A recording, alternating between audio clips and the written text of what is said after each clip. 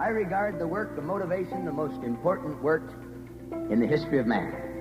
That behind everything that happens is motivation. A wheel doesn't turn unless a man's motivated. A guy doesn't go to the top in sports unless he's motivated. A scientist doesn't study or do research unless he's motivated.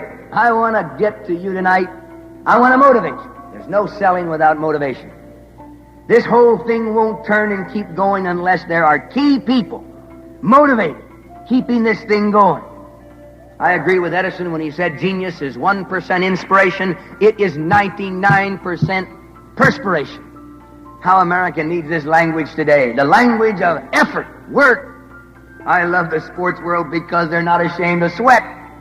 We spend $1 billion in America trying to get rid of sweat. Our favorite colloquial expression is no sweat. I love the sports world because it says to be great, you've got to put out. It's effort, it's work. I love it because it's a language of self-reliance. It tells you that nobody's going to run your race for you. When you step up into that batter's box, you're all alone. And you either strike out or hit, depending upon your ability, not anybody else's. You can't beg the question. You can't give yourself putts. You're out there running, that old stopwatch tells you exactly how fast you are. You'll go over that crossbar or you don't. It stays up or it comes down. You can measure yourself by reality, by objectivity. You've got to look yourself right in the eye. But it tells you this, you aren't great in sport unless you yourself do it. Here again, America needs to hear this language. We live in a time when people think somebody else can live our lives for us, think for us, emote for us. The sports world tells you this, you alone run that race. You alone are in that ball game. You alone must do your job. It all depends on you. That's the language of American individualism. And that's why I think the sports world speaks this language almost better than any other institution today. I love the sports world too because it talks about teamwork. It says you've got to work, block, and tackle with the other guy. If you want to be a champion, you've got to analyze yourself. You've got to recognize your weakness. And you've got to change that weakness into power. Now, there isn't a person who's ever lived but what has a weakness of one kind or another. I love the sports world because you can't tolerate weakness. If you've got a weak defensive line, that offense will keep coming through that line until you plug up the hole. You can't say, please don't come through the weak side of my line. You've got to plug that baby up. If you're not hitting the mark, the coach pulls you out. You've got to make the shots. The sports world does not tolerate weakness. If you're not going over that crossbar, you don't blame the wind or someone else. You build your arms up. You change your weakness into power. I think of Rocky Marciano was boxing. Very early part of his career, after about 3 rounds, he couldn't hold those big old arms up. And after about 3 rounds, those arms would start down, and then the guys would get to him. Well, they said to him, quit, Rocky. You can't be a champion anyway. 5'10", 185 pounds.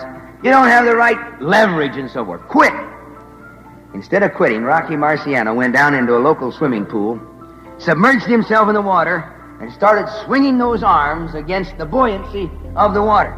Every now and then he'd come up and breathe, building his lungs as well as his arms. By the hour, that guy stayed in there working on his weakness. Well, it's an unbelievable story of a guy that retired the undefeated heavyweight champion of the world. Undefeated.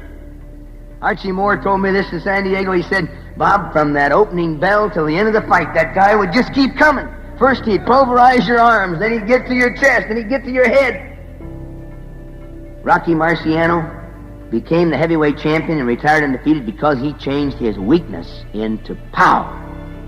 You will never meet a more mediocre guy than the one you're talking to. I'm 5'10", I weigh 185 pounds. I've got an average pan. I've got an average brain. I've got an average voice. Average. The question I want to ask you is this. If I can do this with my average life, what can you people in front of me do with your super average ability? Those of you with tremendous brain power and good looks, fantastic voices, those of you with tremendous bodies and unbelievable power, what can you do with your life? Don't give in to weakness. I can tell you those slow legs, if you keep running, they'll get fast. I can tell you that if you lift weights and climb rope and all this, your arms will get strong. Your frail body will get strong. I can tell you that even if you stammer and stutter and can't talk, you can work on it until your vocal cords respond. They will speak. I can tell you, you can take what you've got and change it into power. People have the idea that the great athletes are the gifted, or they're endowed with unbelievable inheritance or coaching or opportunity, that the guys who are great because they're way up there and we're way down here. It's not true. The difference between a gold medal winner, a silver medal winner, a bronze medal winner is so slight that you can hardly see it. The difference between a champion and us is the little bit more that champion put out. It's